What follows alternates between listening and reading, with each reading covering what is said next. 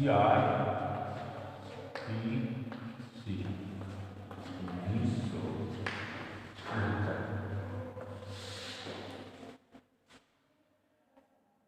कल इस सेशन में हम फर्स्ट इंफॉर्मेशन रिपोर्ट के बारे में बता रहे हैं कि फर्स्ट इंफॉर्मेशन रिपोर्ट क्या होती है, ये भी हमने बताया, और उसमें कौन कौन चीजें आती हैं, क्यों दर्ज किया जाता है, कौन से कॉलम होते हैं, ये सारे विवरण हमने आपको बताया। अब महत्वपूर्ण यह है कि फर्स्ट इंफॉर्मेशन रिपोर्ट कितना शीघ्र यथाशीघ्र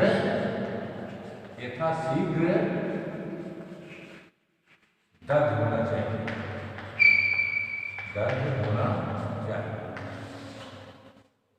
यथाशीघ्र दर्ज होना चाहिए। उसमें विलंब नहीं होना चाहिए,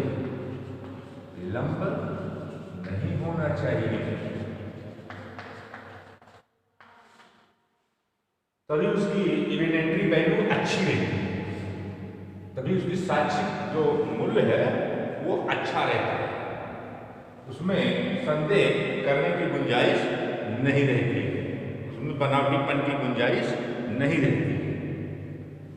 अब किन परिस्थितियों में FIR लेट हुई है, अगर उसका उचित कारण दिया जाता है, उचित कारण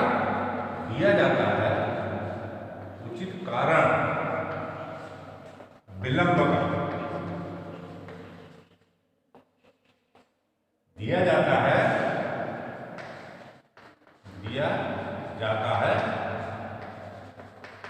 वह क्षम्य है।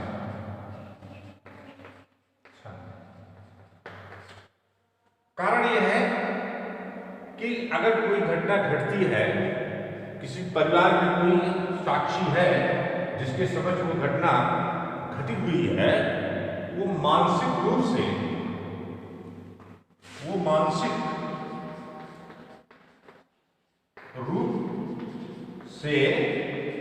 व्यथित हो जाता है,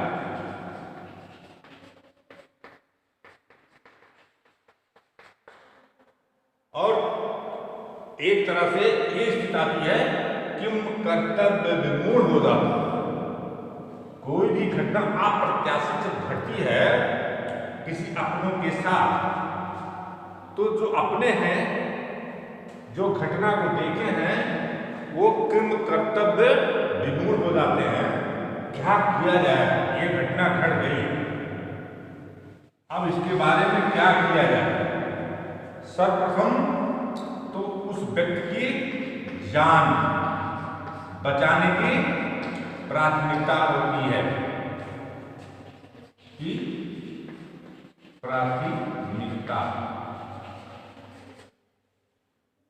कोई घायल है जिसका जान जोखिम में है, तो सबसे पहले प्राथमिकता घर वालों की या एक सामान्य प्रज्ञा वाले व्यक्ति की ये होती है, उसकी जान के प्रकार बचाई जाए, उसको चिकित्सीय सहायता पहुंचाई जाए, तब आपराधिक विधि के बारे में कुछ सोचा जाए क्या किया जाए। तो अगर विलंब का कारण ये सब है या कुछ ऐसी विषम परिस्थितियां हैं जिससे FIR विलंब से दर्ज किया गया है, वो विलंब जो है वो क्षम्य योग्य है, उसको विलंब नहीं कहा जाता है, वो एज ए नेचुरल वे में वो चीज हो गई है, उस विषम परिस्थितियों के कारण हो गई है। जैसे एक केस ला है राजकुमार वर्सेस स्टेट ऑफ UP। इस केस लॉ में बहुत अच्छे ढंग से समझाया गया है कि कोई प्रथम सूचना रिपोर्ट राजकुमार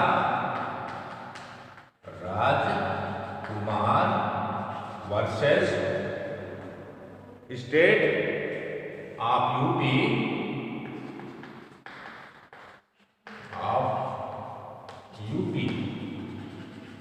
ये केस ला है, यूपी नहीं हरियाणा, स्टेट ऑफ हरियाणा का केस है, हरियाणा, ठीक है। AIR इसका साइटेशन है AIR 1995, ठीक। इस केस में ये स्थिति थी कि एक घटना, अप्रत्याशित घटना एक गांव में हुई थी। कहाँ हुई थी? एक बहुत पिछड़े इलाके गांव में हुई थी, गांव में हुई थी। कहाँ हुई थी? एक पिछड़ा इलाका था, एक गांव में घटना घटित हुई थी, ठीक है। और बादमी क्या थी? वो विधवा थी, उसका पति मर गया था, विधवा थी, ठीक। ये कंडीशन थी जिसमें FIR विलंब हुआ था। दूसरी कंडीशन ये थी कि स्वयं बादमी, स्वयं उसका बच्चा जो अवयस्क था,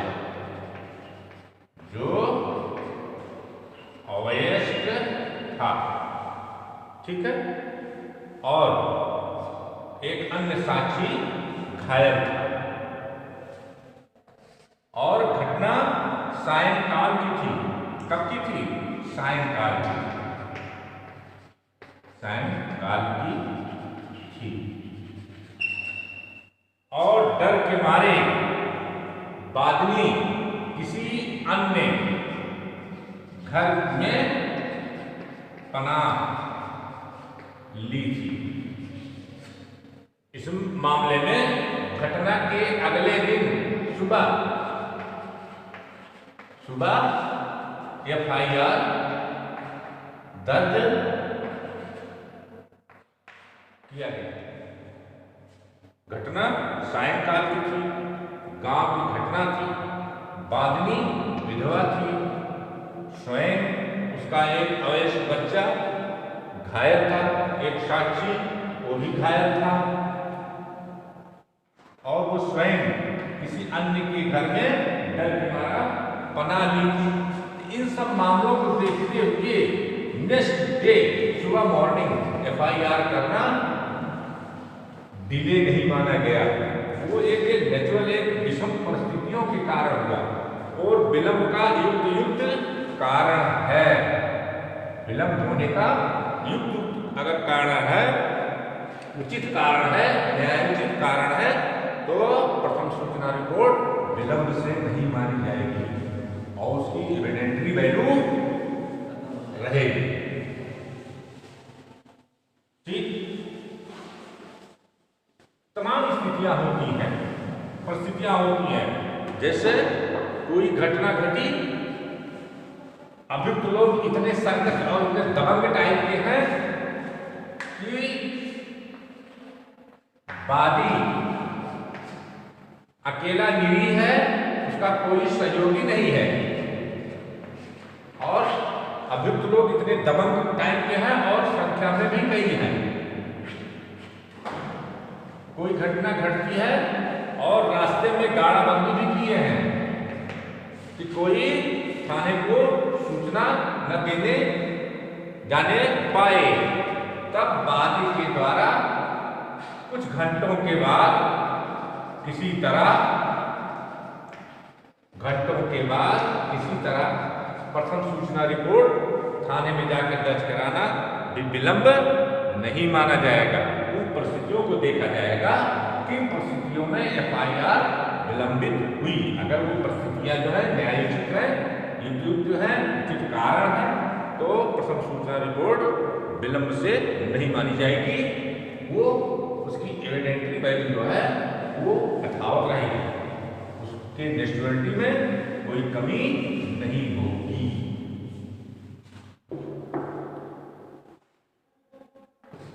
प्रथम सूचना रिपोर्ट ओनली इंफॉर्मेशन रिपोर्ट है, उसमें घटना की बारीक से बारीक विवरण की अपेक्षा चर्चा नहीं की जाती कि बहुत विस्तृत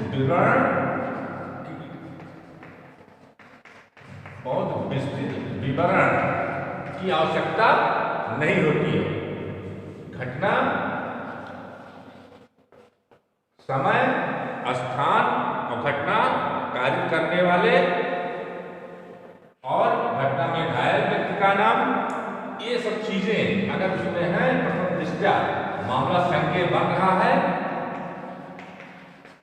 कुछ गवाहों के नाम, प्रत्यक्षदर्शी जो गवाह है, डायरेक्ट एविडेंस के जो गवाह है, कुछ का नाम है, तो प्रथम सूचना रिपोर्ट ओनली इंफॉर्मेशन रिपोर्ट है, इसलिए उसमें कोई कमी नहीं है। ठीक। और प्रथम सूचना रिपोर्ट के बारे में हमने जानकारी दिया था, कोई प्रथम सूचना रिपोर्ट विलंब से नहीं होनी चाहिए, यथाशीघ्र होना चाहिए, यथासंभव प्रयास करके ये होना चाहिए कि तुरंत। अब बात ये आती है, अगर प्रथम सूचना रिपोर्ट वास्तव में विलंब है, वास्तव में विलंब है, ठीक, और उस विलंब का कोई उचित कारण नहीं है, जैसे एक घटना घटती है, इस अमुक स्थान पर थाने की दूरी मात्र 2 किलोमीटर है, कितना है, 2 किलोमीटर है, जहां घटना घटती है, और दिन की घटना है, दिन की घटना है, सभी लोग उपस्थित रहते हैं, साक्षी उपस्थित रहते हैं वहां,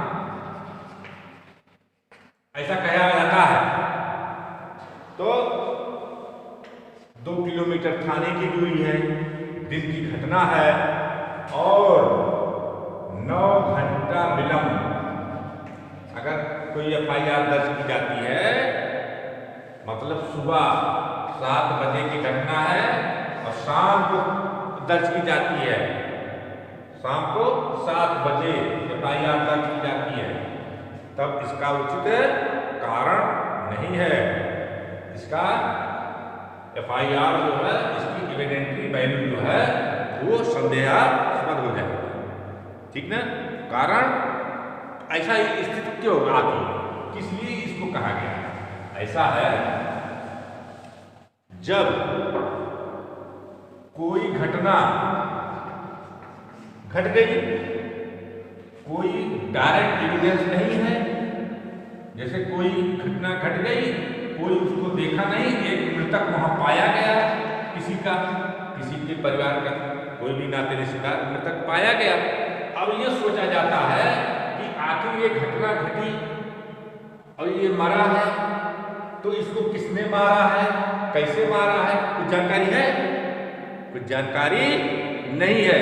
तब क्या करते हैं लोग, मिल बैठ करके आपस में विचार करते हैं कि ये घटना किसके द्वारा कारित की गई होगी, अनुमान लगाते हैं, कल्पना करते हैं कि डायरेक्ट एविडेंस का केस नहीं है, तो अब ये सोचेंगे किसको इसमें इन्वॉल्व कर दिया जाए। मान लीजिए एक आदमी ने आपको 2 दिन पहले आपके और उनके बीच में, किसी आदमी के बीच में झगड़ा हुआ, सामान्य झगड़ा हुआ, तब आप सोचेंगे 2 दिन पहले ही झगड़ा हुआ था, इसीलिए इन्होंने ही घटना कारित किया है, उनका नाम आप लिख देंगे, जबकि ये उस घटना में शामिल नहीं है। ये झगड़ा हुआ समाप्त हुआ, ऐसा उस घटना से कोई लेना देना है नहीं, लेकिन आपने गलत ढंग से उनको अभियुक्त बना दिया, ठीक ना। क्या बना दिया, गलत ढंग से बना दिया। क्यों बना दिया, क्योंकि आप मिल बैठ करके विचार किए। ये काम स्वयं नहीं करना चाहिए, ये काम पुलिस वाले करेंगे। आप पहले घटना की सूचना दी दीजिए कि अमुक स्थान पर ये मृतक पाए गए, किसी अज्ञात व्यक्ति के द्वारा उनको मारा गया है, वो अज्ञात व्यक्ति अज्ञात है। अब वो पुलिस का काम है वो अज्ञात व्यक्ति का को ज्ञात करे कि कौन सा व्यक्ति है, तो वो अपने स्तर से, अपने ढंग से उसकी जांच पड़ताल करे। लेकिन करते क्या लोग हैं कि किसी से कोई दुश्मनी है, इन्वॉल्व कर दो, इन्हीं की घटना होगी, और जिनसे जिनसे उनकी दुश्मनी होती है सबका इन्वॉल्वमेंट बढ़ा देते हैं, सबको उसमें शामिल कर देते हैं जो कि उस घटना में शामिल नहीं रहते। मान लीजिए क्या है और इसकी दुश्मनी कई लोगों से है, ठीक, और इसका कोई रिश्तेदार या कोई नातेदार या घर का परिवार का कहीं मृतक पाया जाता है, तो ये क्या करते हैं, कहें ठीक है इनका भी नाम डाल दिए, इनका भी नाम डाल दिए, सबका नाम, पूरे परिवार, घर परिवार, नाते रिश्तेदार जो भी जैसे मिले सबको इन्वॉल्व कर दिए, जबकि ये फर्जी कहानी है। इसीलिए जब प्रथम सूचना रिपोर्ट वास्तव में विलंब हो जाती है तो उसकी एविडेंटरी वैल्यू जो है कम हो जाती है, वो संदेहास्पद हो जाती है, और जब किसी आपराधिक विधि की शुरुआत ही आप गड़बड़ कर देंगे तो उस केस जो है वो अपने आप में कमजोर होता चला जाएगा। जब सही ट्रैक पर आप उसकी नहीं बढ़ाएंगे, आपराधिक विधि को नहीं बढ़ाएंगे, इंफॉर्मेशन रिपोर्ट को झूठी रिपोर्ट बनाएंगे, तब उसकी जो है वो ट्रैक बदल जाएगा, और जब ट्रैक बदल जाएगा तो पुलिस भी किसी हद तक दिग्भ्रमित हो सकती है, ठीक है ना। अगर सूचना आप सही देंगे तो पुलिस दिग्भ्रमित नहीं होगी, उसकी विवेचना प्रॉपर होगी, और जो सही मुल्जिम है उनको उचित दंड मिलेगा, ठीक ना। इसीलिए प्रथम सूचना रिपोर्ट जो है यथाशीघ्र दर्ज कराया जाना चाहिए। अब मैंने कितना, ठीक ना, ये हुआ प्रथम सूचना रिपोर्ट के बारे में, ठीक। अब प्रथम सूचना रिपोर्ट किसी संज्ञेय मामले में तुरंत सूचित किया जाता है, ठीक ना। अब आप जो है धारा 155 सेक्शन 155, ठीक, नोट करिए। 155 एक सिंपली एक सेक्शन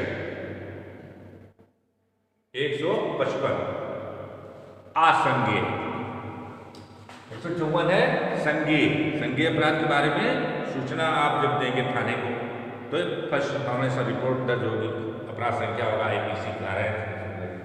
अगर कोई असंज्ञेय अपराध की सूचना देता है, असंज्ञेय अपराध, असंज्ञेय अपराध की सूचना देता है थाने पर, तब क्या होगा, चाहे वो मौखिक दे, क्या दे, मौखिक दे या लिखित दे, तो थाने के बाहर साधक अधिकारी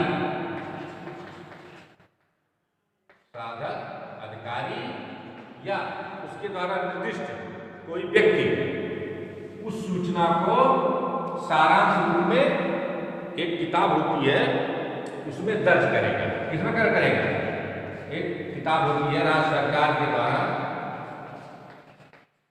हर थाने पर रखी जाती है, ठीक है ना, उसमें दर्ज करेगा सारांश, और सूचना देने वाले व्यक्ति से उसको एक निःशुल्क कॉपी देगा, क्या देगा, निःशुल्क कॉपी देगा, और उससे कहेगा, सूचना देने वाले व्यक्ति से कहेगा कि आप निर्दिष्ट मजिस्ट्रेट के समक्ष उपस्थित हो जाइए।